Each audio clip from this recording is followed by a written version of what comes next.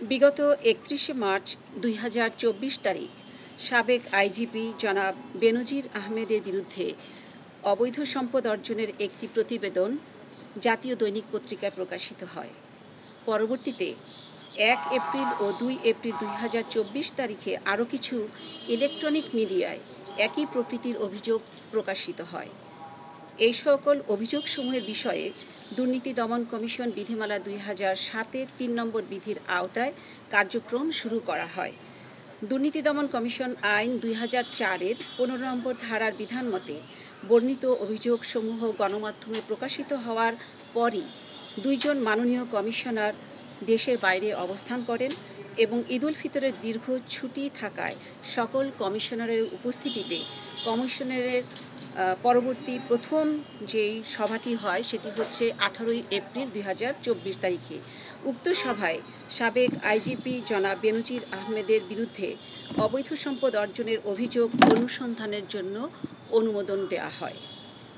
সংশ্লিষ্ট আইন ও বিধি মোতাবেক নির্ধারিত সময়সীমার মধ্যে অনুসন্ধান সমাপ্ত করে আইনানুগ ব্যবস্থা গ্রহণ করা হবে। আপনারা জানেন, এটি আসলে পত্রিকায় এবং ইলেকট্রনিক মিডিয়ায় যেভাবে প্রচারিত হয়েছে এবং দুর্নীতি দমন কমিশন সেই সকল তথ্যাদি সঠিক হয়েছে কিনা এবং আমাদের দুর্নীতি দমন কমিশনের পারভিতে পড়ে যে এই ধরনের কার্যক্রমের অনুসন্ধান চালানো। সেই জন্য ঈদ উল ফিতরের পরপরই প্রথম সভাটি যখন আমাদের কমিশন সভা ১৮ এপ্রিল অনুষ্ঠিত হয় এবং উক্ত সভায় এই সকল তথ্যাদির বিবেচনায় নিয়ে ইলেকট্রনিক এবং প্রিন্ট মিডিয়ায় যে সকল তথ্যাদি প্রকাশিত হয়েছে সেগুলি বিবেচনায় নিয়ে আমাদের অনুসন্ধান কার্যক্রম পরিচালনা করার জন্য কমিশন সভায় সিদ্ধান্ত গৃহীত হয়েছে। আমাদের কমিশন সভায় ৩ সদস্য বিশিষ্ট একটি কমিটি গঠন করা হয়েছে এবং এই কমিটিকে তদারকি করার জন্য একজন তদারককারী কর্মকর্তা নিয়োগ করা হয়েছে। এই অনুসন্ধান কার্যক্রম চলাকালীনই আসলে অনুসন্ধানের ধারাবাহিকতা যা যা প্রয়োজন সকল কিছু বিধি মোতাবেক সংগ্রহ করা হবে। দুর্নীতি দমন কমিশন যে মোটো নিয়ে কাজ করে সেটি টোটালটাই আপনার বলবৎ থাকবে। আচ্ছা, ইতিপূর্বে কিন্তু ২০১৪ সালে তার বিরুদ্ধে একটা ইনকোয়ারি চলেছে এবং সেই ইনকোয়ারিটা নথিভুক্ত হয়েছে এবং সেটা হিউজ অঙ্কের তার কেনাকাটার বিষয়ে ফাইলটা ছিল।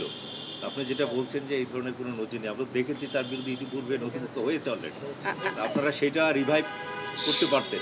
শুনুন, এই বিষয়টি ইলেকট্রনিক এবং প্রিন্ট মিডিয়ায় যে সকল তথ্য প্রকাশিত হয়েছে তার ভিত্তিতেই এখন এই কার্যক্রম চলবে।